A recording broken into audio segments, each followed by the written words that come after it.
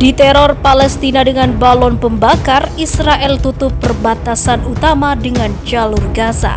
Rasain ya.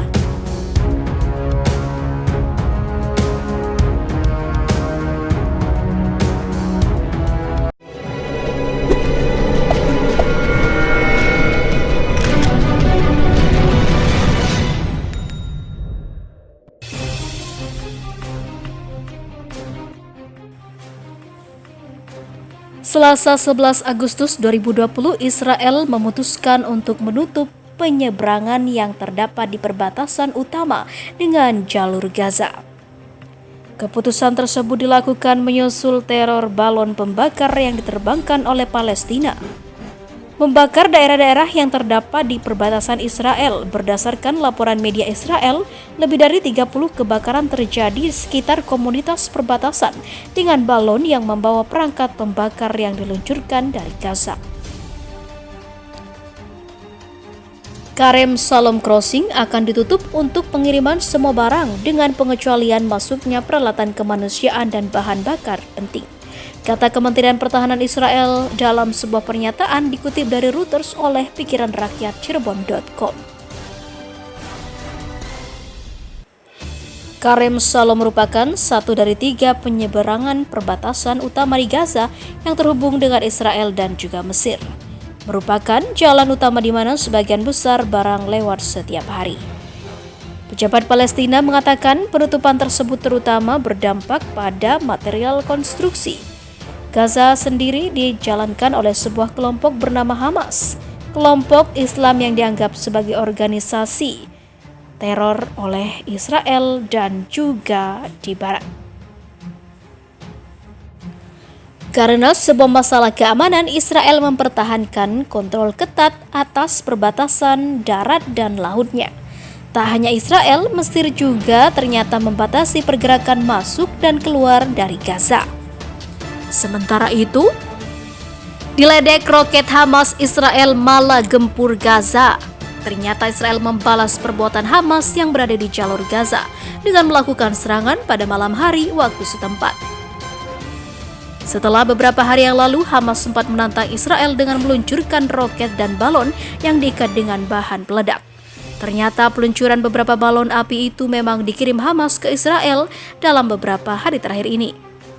Israel mengerahkan jet tempur, helikopter tempur, dan tank untuk menyerang Hamas, termasuk infrastruktur bawah tanah dan pos pengamatan yang tengah dibangun kelompok teroris itu.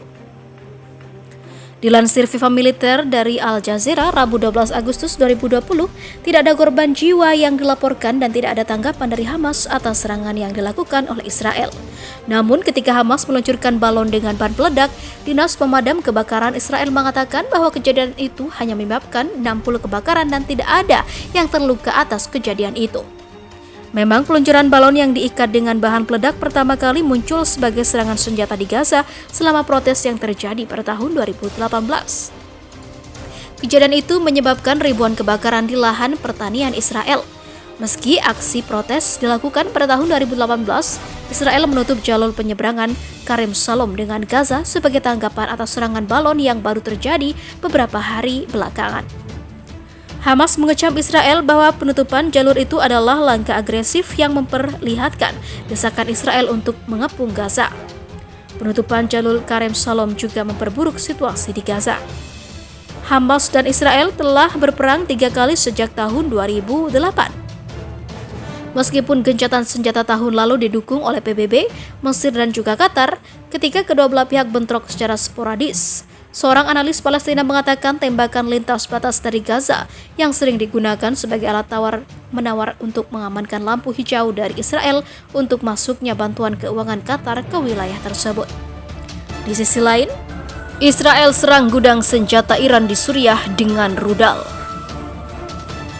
Pesawat tempur Israel menyerang sasaran di selatan Damaskus dengan rudal. Kata sumber di Suriah, beberapa milisi non-Suriah tewas dan sekitar 11 lainnya luka-luka dalam serangan itu, lapor kelompok pengamat di London, Inggris. Setidaknya 7 tentara dan milisi terluka ketika pasukan pertahanan Suriah menangkis serangan rudal Israel di daerah di selatan dan daerah Damaskus Senin malam 20 atau pada 20 Juli 2020 lalu, lapor sebuah sumber militer Suriah kepada kantor berita AFP. Peluru kendal itu diluncurkan oleh pesawat tempur dari dataran tinggi Golan yang diduduki Israel. Serangan itu menimbulkan kerusakan materi berat, kata sumber itu tanpa memberikan rincian.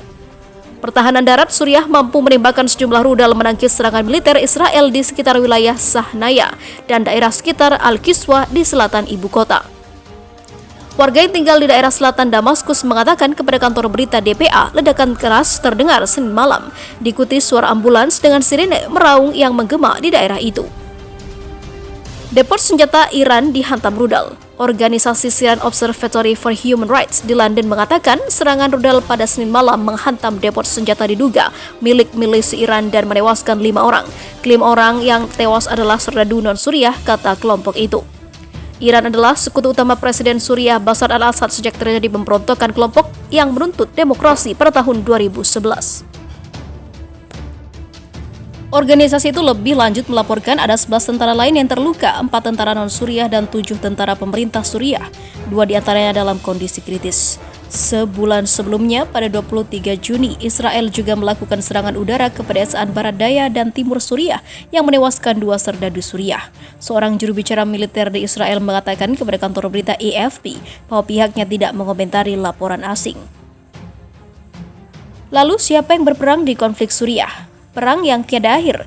Suriah telah dilanda kehancuran akibat perang saudara sejak 2011 lalu setelah Presiden Bashar Assad kehilangan kendali atas sebagian besar negara itu karena berbagai kelompok revolusioner. Sejak dari itu, konflik menarik berbagai kekuatan asing dan membawa kesengsaraan dan kematian bagi rakyat Suriah. Kelompok loyalis Assad, militer Suriah yang resminya bernama Syrian Arab Army atau SAA, alami kekalahan besar pada 2011 terhadap kelompok anti-Assad yang tergabung dalam Free Syrian Army. SAA adalah gabungan pasukan pertahanan nasional Suriah dengan dukungan milisi bersenjata pro-Assad. Pada bulan September, Turki meluncurkan invasi militer ketiga dalam 3 tahun yang menargetkan milisi Kurdi. Ketiga, militer Turki. Hampir semua negara tetangga Suriah ikut terseret ke pusaran konflik. Turki yang berbatasan langsung juga terimbas amat kuat. Berlatar belakang permusuhan politik antara rezim di Ankara dan rezim di Damaskus, Turki mendukung berbagai faksi militan anti-Assad. Keempat, tentara Rusia. Pasukan dari Moskow terbukti jadi aliansi kuat Presiden Assad. Pasukan darat Rusia resminya terlibat perang 2015. Setelah bertahun-tahun menyuplai senjata ke militer Suriah,